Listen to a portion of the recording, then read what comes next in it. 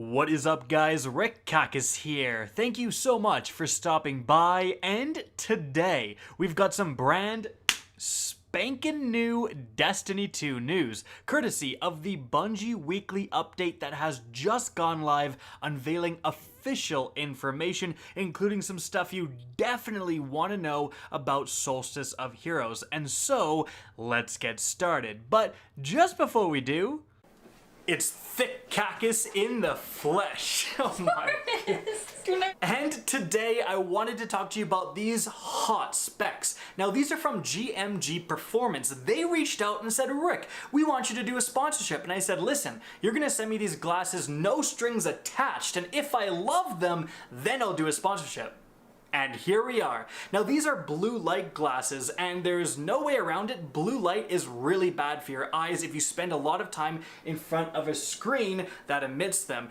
I, after playing like Raid Worlds first, have had my eyes bloodshot and super itchy without glasses like these. And blue light can mess with your sleep cycle. So if you are gaming and then try to go to bed, like often you feel very restless. So these really help if you again are in front of a screen.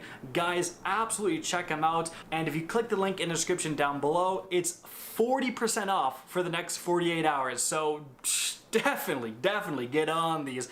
You look absolutely stunning when you have them too, just saying. Alright, now onto the news. So the first thing Bungie talks about is of course the biggest thing happening right now within D2, and that is Solstice of Heroes. However, they actually address some criticisms they have been getting about this year's event. First and foremost, the fact that there is no reward for getting all three of your characters to that masterworked final state. So previously, in fact last year, if you got all three of your characters to their legendary Solstice gear and also completed the final objectives to, I believe, masterwork it as well, you got a special sparrow, a sparrow that you could only get for doing that. Now, unfortunately, that sparrow at the time was a little bit lame and did receive some criticism for basically looking like a normal legendary sparrow, whilst the exotic sparrows within Eververse are cracked out of their minds and are like glowing and shooting fireworks and all this stuff. So it was kind of like, Bungie, take one of those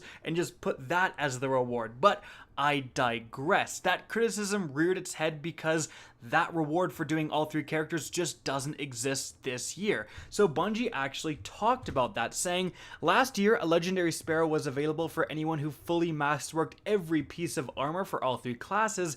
We got quite a bit of feedback that this felt a little too grindy for a limited time event. This year we shifted focus to the individual Solstice of Heroes sets that you'll be investing time in over the next few weeks.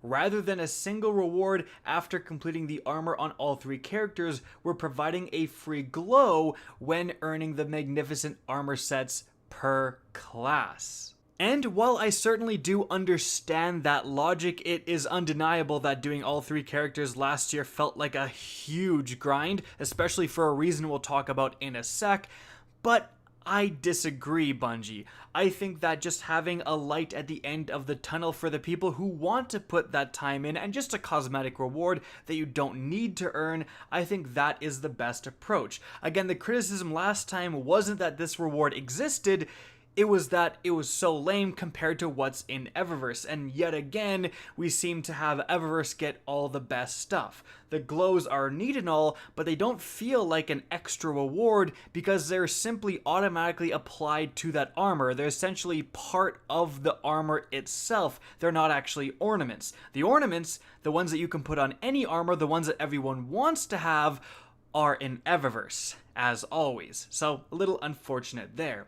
Moving on from there, another criticism they've received is the fact that this armor set, despite me kind of even saying that you masterwork it and then get the glow, you don't actually masterwork it. Previous years, when you did those final tier objectives, the armor would automatically be masterworked. And of course, with how Armor 2.0 works, that was theoretically one of the best parts of Solstice of Heroes, the fact that more casual players could gain access to a fully masterworked set of armor.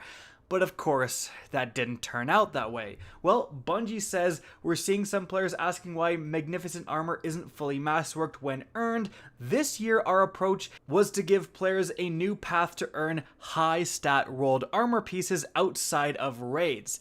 As these armor sets have a max power cap of 1,360, they'll also have a lifespan that lasts through multiple seasons. End result, players can spend their time finding that perfect roll through Solstice packages for the duration of Solstice of Heroes.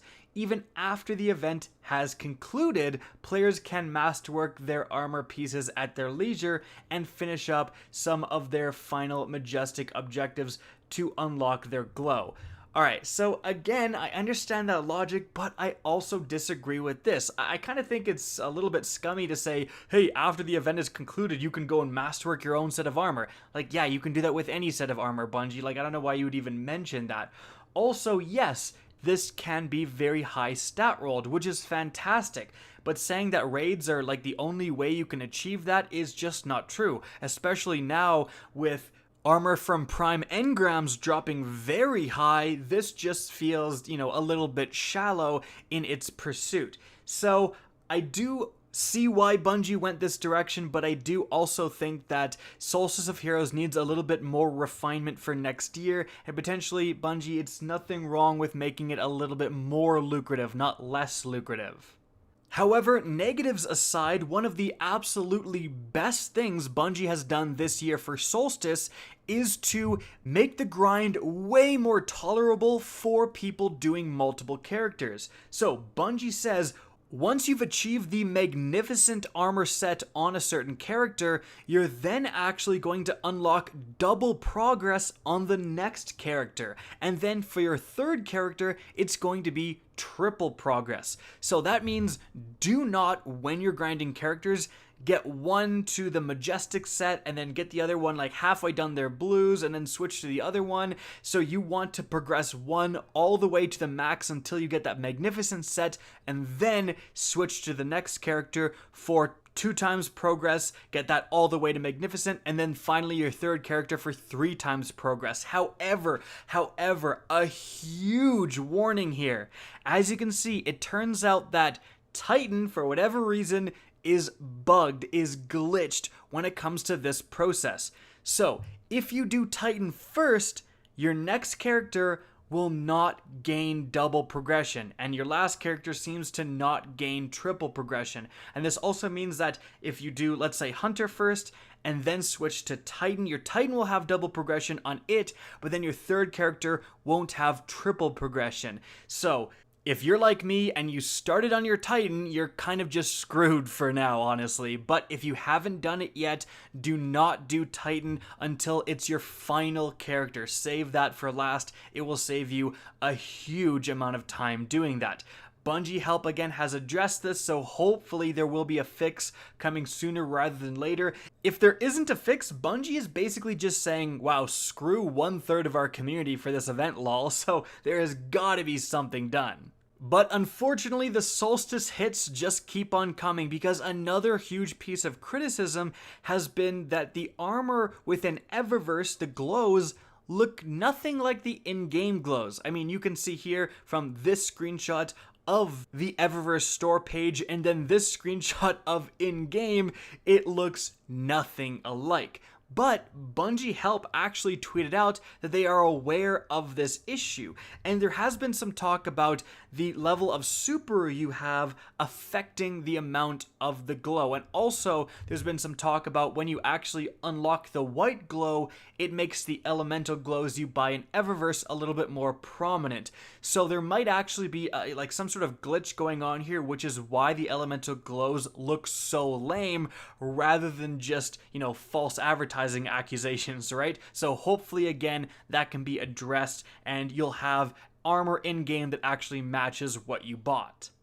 And that is it for the Solstice stuff. I have done videos on the grind from blue to purple and then purple to the second purple set. So if you're in the middle of that grind, you want a ton of time-saving tips, check those videos out. But moving on, the last thing we're going to talk about is there's going to be an upcoming Bungie fashion show. So tweet out how your Guardian looks, just make him look as fly as possible, and have the hashtag Solstice Fashion Show, and Bungie is going to be retweeting winners through Thursday, August 20th. If you are retweeted, if you do win, you get this very exclusive and elusive fashion show emblem.